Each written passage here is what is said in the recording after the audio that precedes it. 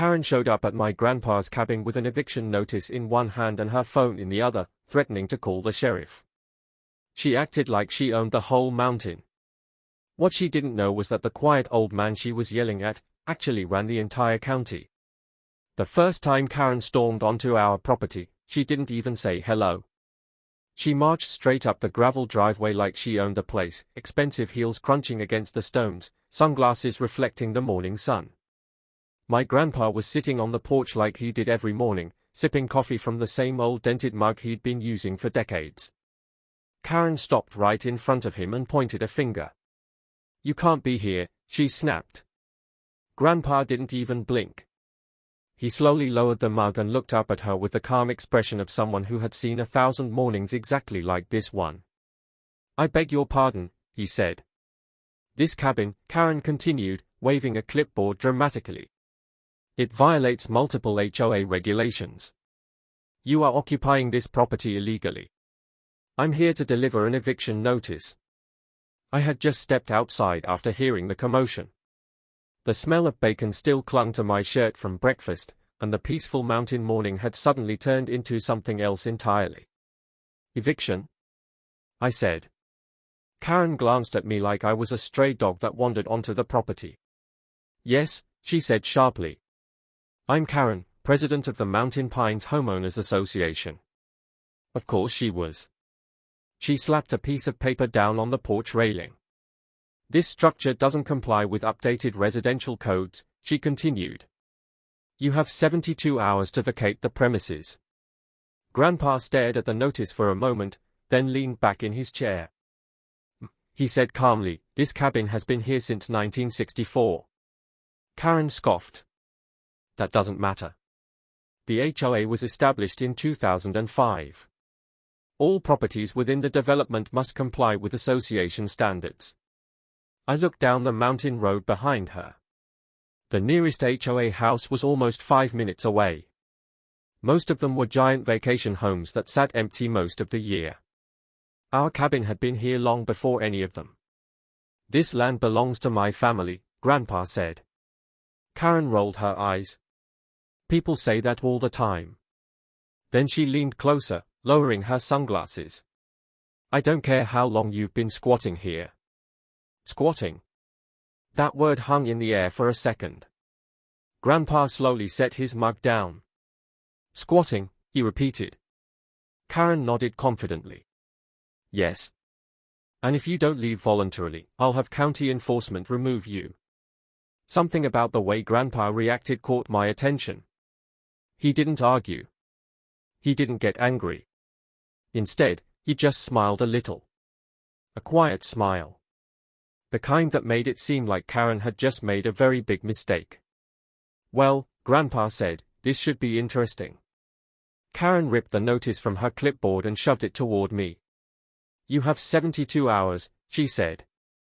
Then she spun around and stormed back to her shiny Range Rover, gravel spraying as she drove away. For a moment, everything went quiet again. The wind rustled through the pine trees. Birds chirped like nothing had happened. I picked up the eviction notice. "You're not worried about this?" I asked. Grandpa picked up his coffee again. "Nope. That woman just threatened to bring county enforcement." He chuckled. "That's the funny part." I frowned. "What do you mean?" Grandpa took a sip of coffee and stared out at the mountains. "Because she clearly has no idea how this county works." The next morning, Grandpa woke up earlier than usual. When I walked into the kitchen, he was already dressed in a clean button-up shirt, pressed slacks, and polished boots. The kind he only wore for official events. "You going somewhere?" I asked. He smiled. "Yep." He folded a piece of paper and slipped it into his pocket. "HOA board meeting." I blinked. "Wait, how do you even know when their meeting is?" Grandpa shrugged. "I make a few calls." Something about the way he said it made me curious. "Why are we going?" He gave me that same quiet smile again. "Because I think Karen is about to learn something important." At 11:45 we pulled into the Mountain Pines Community Clubhouse. The place looked like a luxury resort, glass walls, stone pillars, expensive landscaping. The parking lot was full of luxury SUVs. Inside, a group of homeowners were chatting and drinking coffee while Karen stood at the front podium organizing paperwork. The second she saw Grandpa walk in, her expression changed. Her confident smile disappeared. "This meeting is for homeowners only," she said sharply. Grandpa nodded politely. "I'm aware." She crossed her arms. "You're not a member of this association." Grandpa walked calmly toward the front of the room. Several people began whispering. Karen pointed toward the door. "You need to leave." Grandpa stopped beside the podium. "Before I do," he said, "I'd like to ask a quick question." Karen sighed dramatically. "What?" "Who approved the eviction notice you delivered yesterday?" Karen lifted her chin proudly. "The HOA board did." "Interesting," Grandpa said. He reached into his coat pocket and pulled out a leather ID wallet. Then he flipped it open. Karen leaned closer to read it. And suddenly her face went pale. The room fell silent. "My name," Grandpa said calmly, "is Harold James." He paused. "County Supervisor for District 3. A murmur rippled through the room. Someone dropped a coffee cup. Karen blinked. You're the Harold James."